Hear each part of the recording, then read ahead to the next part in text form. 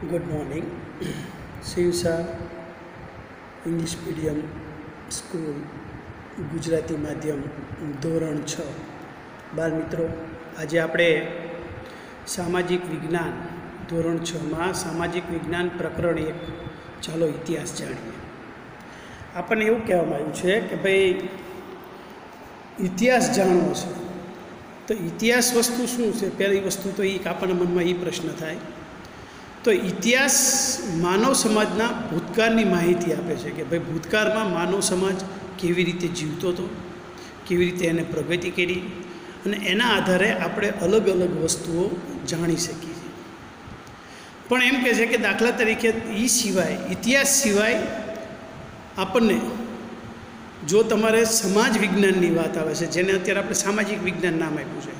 समाज विज्ञान शुं छे कि इतिहास भूतकाळनी माहिती आपे छे मानव समाजनी, ज्यारे समाज जीवन छे जे सामाजिक जीवन ई वर्तमान विशेनी जानकारी आपे छे। तमे समजी शको छो कि ज्यां सुधी आपणे भूतकाळमां शुं शुं हतुं एना ज्ञान वगर आपणे वर्तमाननी कोई पण चर्चा करी शकीए नहीं। दाखला तरीके आपणे एम के मानवे ज्यारे अग्निनो उपयोग शरू नहोतो कर्यो त्यारे एनुं जीवन केवुं हतुं। ज्यारे भूतकाळमां मानवीने खेतीवाड़ी, रस्ता, वाहन व्यवहार, मकानो वगर केवी रीते रहेतो होय छे। इतिहास आपने शू करे छे? मानव जीवनना आवा विविध रसप्रद पासाओ विषे जानकारी आपे छे। इतिहास आपने भूतकाळना जुदा जुदा जीवननी सफर करावे छे, दरेक पासानी। एक युगमांथी बीजा, बीजामांथी त्रीजा, अनेक युगोना मानव जीवनना रीत रिवाजों, मान्यताओं, खोराक, पोशाक विषे माहिती आपे छे। जाणे के आपणे कोई जुदा ज विश्वमां विहरता होईए। आपणे भूतकाळना मानव समाजनुं अध्ययन शा माटे करवुं जोईए एवो विचार तमने आवतो होय छे। इतिहास मात्र भूतकाळनी ज बाबतो साथे संकळायेलो नथी, ते वर्तमाननी व्यवस्था साथे कड़ीरूप छे। आपणा पूर्वजो हता, केवा हता, क्यां रहता हता, शुं खाता हता, तेमना जीवननी अनेक महत्वपूर्ण बाबतोनी माहिती आपी इतिहास आपणने मानवीना जीवनमां आवेला परिवर्तनोथी माहितगार करे छे। हवे आपणे एवो प्रश्न थाय कि इतिहास जाणवाना स्त्रोत कया? तो एम कहे छे कि वर्तमानपत्रमा वाँच्यो गुजरातना कच्छमां 4000 वर्ष जूनुं शहेर मळी आव्युं। एने आश्चर्य थयुं कि आपणने केवी रीते खबर पड़े कि 4000 वर्षो जूनुं शहेर हतुं आ, ते कोणे केवी रीते बांध्युं हशे, त्याना लोकोनो खोराक शुं हशे, तेओ केवा कपड़ा पहेरता हशे। तो आपणे आ इतिहास केवी रीते जाणी शकीए? तो इतिहास जाणवा माटे तमने खबर होय तो अंदर आपणे बुक्समां आप्युं छे कि एना अलग अलग जुदा जुदा साधनों है। एमां सौ प्रथम आवे छे ताड़पत्र अने भोजपत्र। प्राचीन समय में मानवी लखवा माटे ताड़पत्र के भोजपत्रनो उपयोग करतो हतो, जेने आपणे हस्तप्रत कहीए छीए। ताड़पत्रो एटले ताड़ वृक्षना पर्ण पर लखायेली हस्तप्रतो अने भोजपत्र एटले हिमालयमां थता भूर्ज नामना वृक्षनी पातरी आंतरछाल पर लखायेल हस्तप्रतो। फरीथी एक वखत बात करी कि ताड़पत्र एटले ताड़ना वृक्षना पर्ण पर जे लखवामां आवतुं हतुं लखाण एने ताड़पत्र कहेवाय। अने भोजपत्र छे ए हिमालयमां थता भूर्ज नामनुं वृक्ष छे एनी पातरी छाल होय, आंतरछाल, एनी उपर जे लखाण लखवामां आवे एने भोजपत्र कहेवाय। ताड़ना पर्ण पर अने भूर्ज जेवा वृक्षोनी छाल पर तेओ हस्तप्रत लखता। एमांथी आपणने एमनी भाषा, जीवन जीववानी पद्धतिनी जाणकारी मळे छे। आवी अनेक हस्तप्रतो मळी छे। ताड़पत्र अने भोजपत्र पर लखेली हस्तप्रतोमांथी भारतना प्राचीन युगना मानवी विषे आपणने माहिती प्राप्त थाय छे। एटले के आपणने अलग अलग आवुं बधुं इतिहास जाणो એટલે તમને તાડપત્ર અને ભોજપત્ર જોવા મળે છે। જો અંદર આપણને ચિત્રમાં આપ્યું છે પહેલું ભોજપત્ર છે, જુઓ એમાં અલગ એક એ વખતની લિપિમાં લખાયેલું પત્ર। બાજુમાં આપણને તાડપત્ર આપ્યા છે, પર્ણ ઉપર લખેલા તાડમાં। આપણને આવી હસ્તપ્રતો મંદિર મઠોમાં સચવાયેલી છે, તેમાં સંસ્કૃત, પ્રાકૃત, તમિલ ભાષામાં લખાણો છે। કવિતા, નાટક, વાર્તા, મહાકાવ્ય પણ તાડપત્ર અને ભોજપત્ર પર મળી આવે છે। તે પોથી સ્વરૂપે પણ સચવાયેલી છે, જેમાં ધાર્મિક રીત રિવાજો, સામાજિક માન્યતાઓ, રાજાઓની જીવનશૈલી, વિજ્ઞાન, શિક્ષણ, દવાઓ, પ્રાચીન પ્રાણીઓ વિશે પણ મોટા પ્રમાણમાં માહિતી પ્રાપ્ત થાય છે। જો અંદર ચિત્રમાં આપ્યું છે આ છે ભોજપત્ર અને બાજુમાં બે આપ્યા છે એ તાડપત્ર આપ્યા છે। હવે આપણને 2 નંબરમાં એવું કહે છે અભિલેખોની વાત કરે છે. જો બાજુના ચિત્રમાં અભિલેખ આપ્યો છે, જે અશોકનો શિલાલેખ.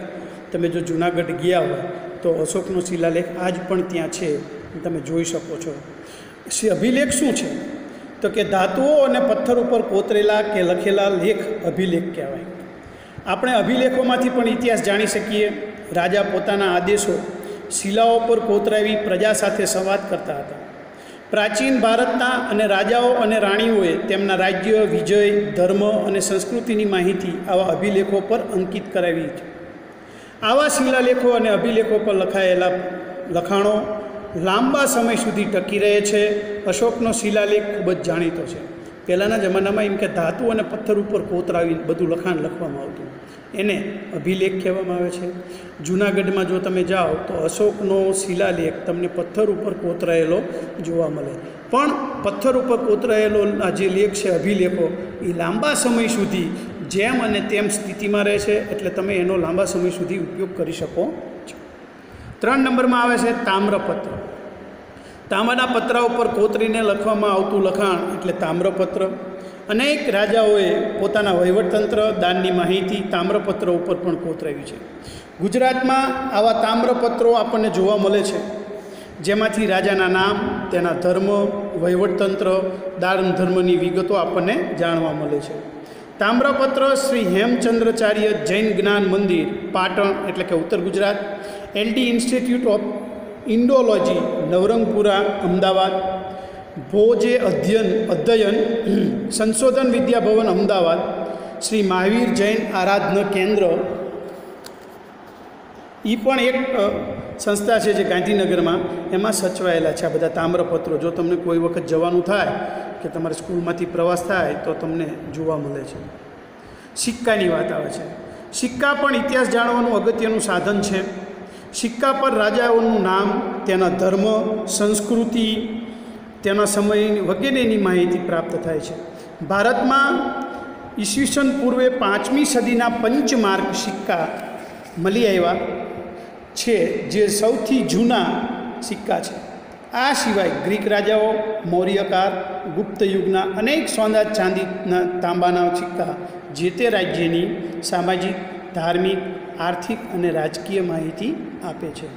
આપણને એવું કહેવા માગે છે કે ભાઈ આપણે ભણ્યા કે સૌ પ્રથમ તમારે દાખલા તરીકે ઇતિહાસ જાણવો હોય તો આપણે ફરીથી એક વખત વાત કરી કે ભાઈ ભોજપત્ર, તાડપત્ર ઉપર લખાણ હોય. એ સિવાય અભિલેખ એટલે ધાતુ અને પથ્થર ઉપર કોતરાયેલું હોય. એ સિવાય તામ્રપત્ર એટલે તાંબાના પતરા ઉપર લખાણ હોય. અને સિક્કા દ્વારા તમે ઇતિહાસ પ્રાપ્ત કરો કે જેથી તમને ખ્યાલ આવે કે જે તે જમાનામાં કેવું. જો સિક્કાઓ બાજુમાં આપ્યા છે, આ પ્રકારના સિક્કાઓ જૂનવાણી આપણને જોવા મળે છે. પંચમાર્ક સિક્કા જેને કહેવામાં આવે છે.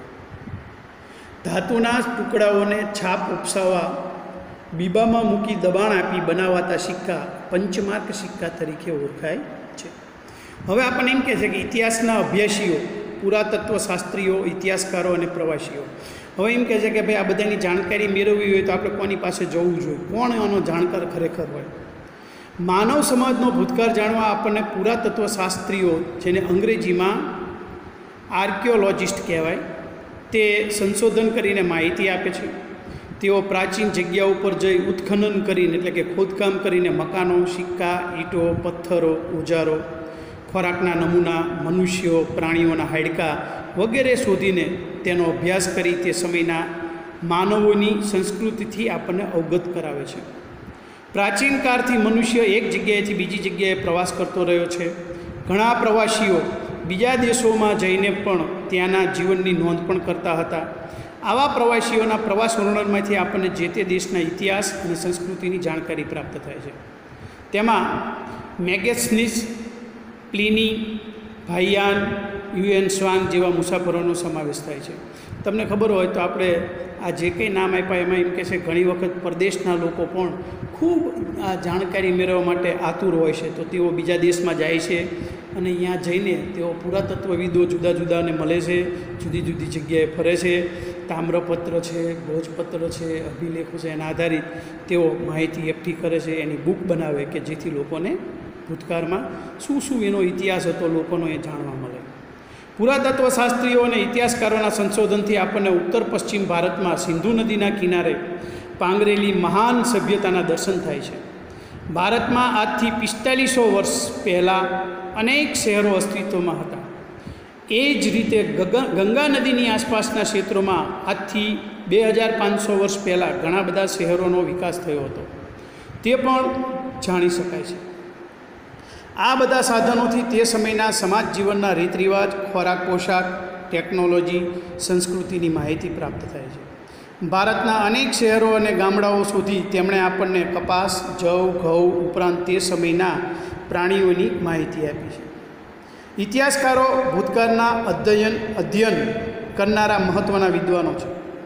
તેઓ મળી આવેલા સાધનોનું વર્ગીકરણ કરે છે, સંશોધન કરે છે, હસ્તપ્રતો, દસ્તાવેજો, અભિલેખોમાંથી માહિતી એકત્ર કરે છે અને પછી યોગ્ય રીતે તેનું આલેખન કરે છે. પુરાતત્વશાસ્ત્રીઓ અને ઇતિહાસકારો ભૂતકાળને આપણી સમક્ષ જીવંત કરે છે. ભૂમિનું નામ. હવે આપણે આપણા દેશને 2 નામથી ઓળખીએ છીએ. ઇન્ડિયા એટલે કે ભારત. ઇન્ડિયા શબ્દ ઇન્ડસ પરથી ઉતરી આવ્યો છે, જેને સંસ્કૃતમાં સિંધુ કહેવાય છે. પ્રાચીન ઈરાન અને ગ્રીસના લોકો સિંધુ નદીનાથી પરિચિત હતા. તેઓ આજથી 2500 વર્ષ પહેલાં તે પ્રદેશના સંપર્કમાં આવ્યા હતા. ઈરાનીઓએ સિંધુ નદીને હિન્ડોસ અને ગ્રીસના લોકો ઇન્ડસ કહેતા હતા.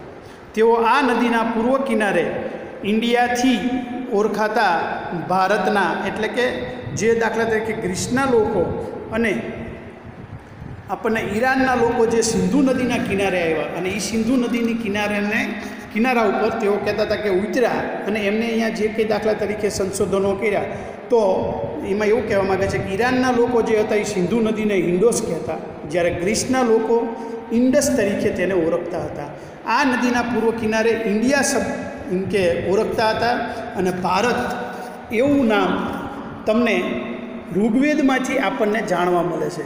ભરત નામનો માનવ સમૂહ ઉત્તર પશ્ચિમ ભારતમાં આવીને વસેલો હતો. તેમના નામ પરથી આપણો દેશ ભારત તરીકે ઓળખાય છે. આ સમૂહનો ઉલ્લેખ સંસ્કૃતનો આરંભિક કૃતિ ઋગ્વેદમાં પણ જાણવા મળે છે. હવે આપણને એમ કહે છે કે ભાઈ ભારત અને ઇન્ડિયા નામ કેવી રીતે પડ્યું, તો કે જે ઈરાનના લોકો અને ગ્રીસના લોકોએ જે ઇન્ડસ નામ આપ્યું હતું, સિંધી નદીના કિનારે વસેલો પ્રદેશ એટલે કે ઇન્ડિયા. અને ભરત નામનો જે માનવ સમૂહ હતો એ ઉત્તર પશ્ચિમ ભારતમાં આવીને વસ્યો હતો કિનારે, અને એટલે આને તમને સંસ્કૃત એટલે કે ખાસ કરીને ઋગ્વેદમાં તમને આની જાણકારી પ્રાપ્ત થાય છે. અને જે ભરત નામના રાજા ઉપરથી તેને ભારત તરીકે પણ ઓળખવામાં આવે છે. સાલવાય. ઇતિહાસમાં સમયનું ખૂબ જ મહત્ત્વ છે. ઘટનાઓ, સમય અને સ્થાનની સાથે જ લખી શકાય છે. આપણે સમયને તારીખ, માસ, વર્ષ સાથે સાંકળીને સમજીએ છીએ. જેમ કે 20 જુલાઈ 2018 શુક્રવાર. આ પ્રમાણે સમયની ગોઠવણી ઈસુ ખ્રિસ્તના જન્મ સાથે સંકળાયેલ છે. ખ્રિસ્તી ધર્મના સ્થાપક ઈસુ ખ્રિસ્તના જન્મને દુનિયામાં કાળગણના સાથે જોડવામાં આવ્યો છે. આપણે ઈસવીસન એમ કહીએ છીએ કે અંગ્રેજીમાં એડી એટલે કે એનો ડોમિની એટલે કે ઈસુ ખ્રિસ્તના જન્મ પછીના વર્ષો એમ કહેવાય. અને એટલે જ દાખલા તરીકે ઈસવીસન 2000 એટલે કે ઈસુ ખ્રિસ્તના જન્મ પછીના 2000 વર્ષ. એ જ રીતે ઈસવીસન પૂર્વે એટલે કે બીસી, બિફોર ક્રિસ્ટ એટલે કે ઈસુ ખ્રિસ્તના જન્મ પહેલાંનો જે હોય, ઉદાહરણ તરીકે ઈસવીસન પૂર્વે 2000 એટલે કે ઈસુ ખ્રિસ્તના જન્મ પહેલાંના 2000 વર્ષ. હવે જો તમને બાળમિત્રો આ ખૂબ અગત્યની જાણકારી છે. તમને ખબર છે કે ભાઈ 20 જુલાઈ 2018 શુક્રવાર લખો તો તમને ખ્યાલ આવે કયો વાર છે, કઈ સાલ છે, કયો મહિનો છે. પહેલાંના જમાનામાં ઈસુ ખ્રિસ્તના જન્મને ધ્યાનમાં લઈને ભાગ પાડવામાં આવ્યો હતો. ઈસુ ખ્રિસ્તનો જન્મ થયો એમાં એમ કે છે કે જે ઈસુ ખ્રિસ્તના જન્મના પછીના જે વર્ષ છે એની આગળ ઈસવીસન લાગે. દાખલા તરીકે ઈસવીસન 2000 તો એનો અર્થ એવો થાય કે ઈસુ ખ્રિસ્તના જન્મ પછી 2000 વર્ષની વાત છે. અને એક બીજી વાત આવે છે ઈસવીસન પૂર્વે, તો આ શબ્દ આપણને અંગ્રેજીમાં એડી તરીકે ઓળખે, એને જન્મ પછીના વર્ષ. જ્યારે બીસી શબ્દ વપરાય તો કે ઈસુ ખ્રિસ્તના જન્મ પહેલાં, એટલે કે ઈસવીસન પૂર્વે 2000, એટલે કે ઈસુ ખ્રિસ્તના જન્મ પહેલાં 2000 પહેલાંની આ વાત છે. જો અંદર ચિત્રમાં બતાવ્યું છે. બીસી એટલે તો કે પહેલી સદી, બીજી સદી, ત્રીજી સદી, ચોથી સદી, પાંચમી સદી, ડાબી બાજુ જતા જતા. જ્યારે એટલે કે પૂર્વે એટલે પહેલાં, જ્યારે ઈસુ ખ્રિસ્તનો જન્મ થયો એ 0 કરીને બતાવ્યું છે, એટલે કે એની પહેલાં બધું બીસી તરીકે ઓળખાય, ઈસવીસન પૂર્વે. ઈસુ ખ્રિસ્તના જન્મ પછી એટલે કે ઈસવીસન કરી એડી કરીને લખ્યું છે, પહેલી સદી, બીજી સદી, ત્રીજી સદી, ચોથી સદી, પાંચમી સદી. ઇતિહાસમાં ઈસવીસન પૂર્વ અને ઈસવીસનને સમજાવતી સમય રેખા ઘણીવાર આપણને સાલવારીને એડીને બદલે સીઈ અને બીસીને બદલે બીસીઈ તરીકે પણ લખવામાં આવે છે. સીઈ એટલે કોમન એરા, એટલે કે સાધારણ યુગ, જ્યારે બીસીઈ એટલે બિફોર કોમન એરા, એટલે કે સામાન્ય અથવા કે સાધારણ યુગ પૂર્વે. ખ્રિસ્તી ધર્મના વિશ્વના મોટા ભાગના રાષ્ટ્રો સાથે સંકળાયેલો હોવાથી અનેક રાષ્ટ્રોની જેમ આપણને ભારતને પણ આ જ સાલવારીનો પ્રયોગ કરીએ છીએ. ઘણીવાર બીપી એટલે કે બિફોર પ્રેઝન્ટ શબ્દોનો પણ ઉપયોગ થાય છે. હવે આપણને એવું કહેવા માગે છે કે બાળમિત્રો, અહીંયા આપણે પહેલો પાઠ પ્રકરણ પૂરું થાય છે. સ્વાધ્યાય આપણને આપ્યું છે, એક વખત તમને બતાવી દઉં. વિકલ્પોવાળું આપ્યું છે, ટૂંકમાં ઉત્તરો પૂછ્યા છે અને જોડકું આપ્યું છે. બાળમિત્રો, તમારે આ પાઠનું વાંચન કરવાનું છે. આ વિડીયોમાંથી સાંભળજો, સમજશો અને તેને આધારિત આ પાકી નોટબુકમાં તમારે આના પ્રશ્ન જવાબની તૈયાર કરવાના છે. એક ખાસ વાત કહી દઉં કે કદાચ કોઈને આ પ્રશ્ન સ્વાધ્યાયમાં ક્યાંય પણ તકલીફ પડે, કોઈ દાખલા તરીકે પાઠ વાંચવા છતાં ક્યાંય શબ્દોમાં ન સમજણ આવે, તો આપણે જ્યારે પણ રૂબરૂ મુલાકાત થશે ત્યારે આની વિશેષ ચર્ચા ફરીથી પણ કરીશું.